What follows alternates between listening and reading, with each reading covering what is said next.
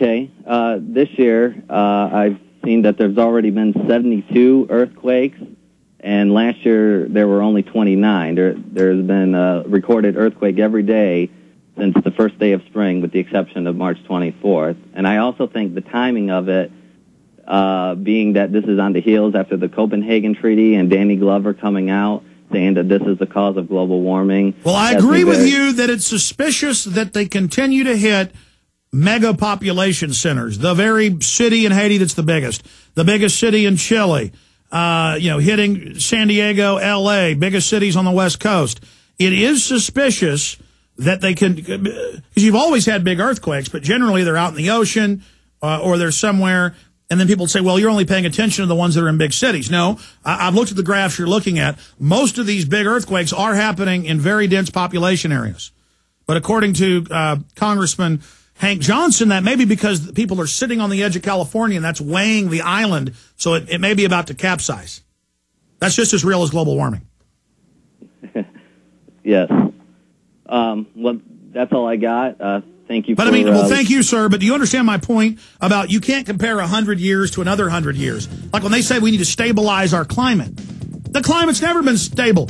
We're a giant planetoid that's got an atmosphere thinner than the skin of an apple, hurtling through space at 20-something thousand miles an hour around a gigantic sun. There's nothing stable about that. There's a giant asteroid belt. Comets come flying by us. There's nothing stable about it. And the government says everything's got to be stable. The temperature's got to be 76 degrees year-round. Mommy, is it true we used to have seasons? Shh, they'll arrest you for saying that. Okay, John, who's up next here?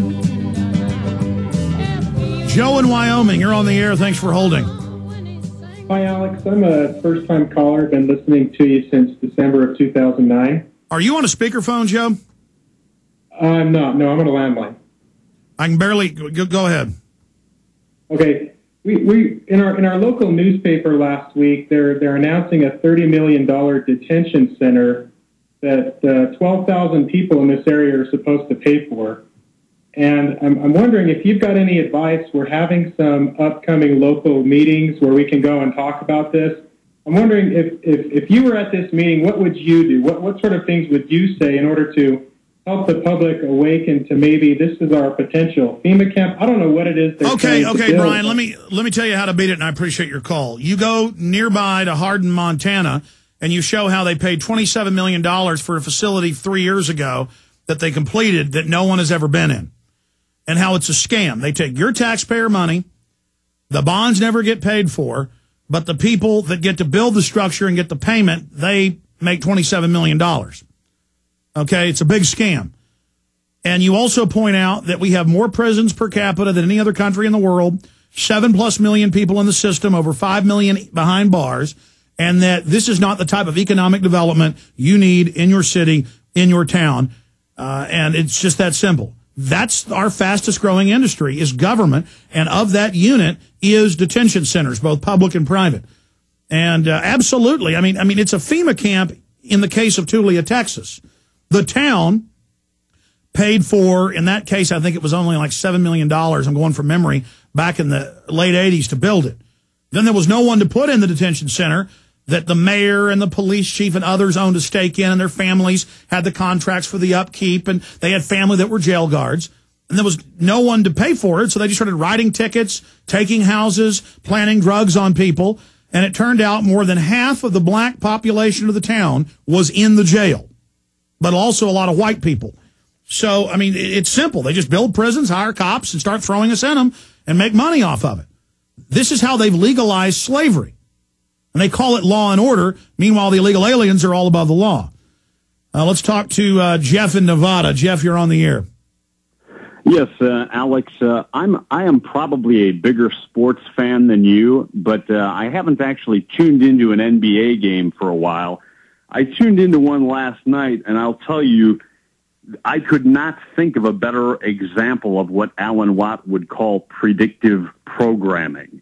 They actually had Grant Hill on a commercial pushing vaccines for teens. Oh, yeah, it's vaccines, it's Prozac, it's military ads, it's brainwashing, it's terror updates.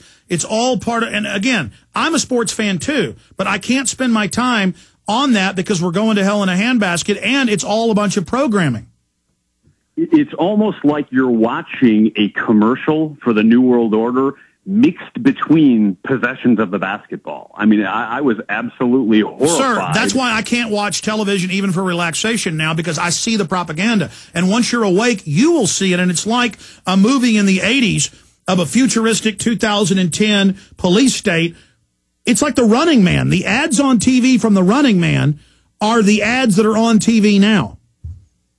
Alex, if it wasn't so serious, where people's lives were at stake, you would think it was a joke. You would think that they were doing this as just some massive joke to make fun of the whole idea. Well, that is a massive joke. It is a massive joke for those that are awake and aware. But for people that think the government likes them and everything's fun, oh, the government's going to take my pension fund and for the banks? Oh, goody. You know, it's oh, goody. Again, it's all designed for people that barely pay attention. That's why I said in the last 3 months they're going to bust militias, was because I saw the preconditioning for it, and it's just for people kind of barely paying attention. What, the militia killed their cat? That sounds ridiculous to anybody else. Turns out it's not true. It was just meant to make you hate them. Oh, they wanted to kill cops. Again, it's designed to make cops hate the public. And so it's all just background noise because they know the average person isn't conscious. Go ahead. Tell me about what you saw. I'll tell you. Basically, I saw they have their talking points. They've got. I was writing them down. I mean, I haven't done this before because I haven't tuned into the NBA recently. But they had Grant Hill with the vaccines for teens. They had Shaq and somebody else fill out your census form now. God only knows what they're using that for. Then, of course, they intermingle the military commercials in with all of this. Stay there. I want you to start without me interrupting.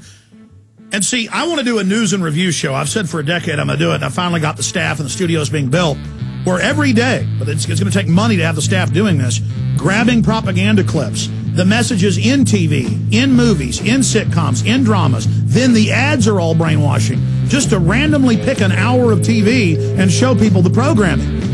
And it's getting worse because they're building up towards something.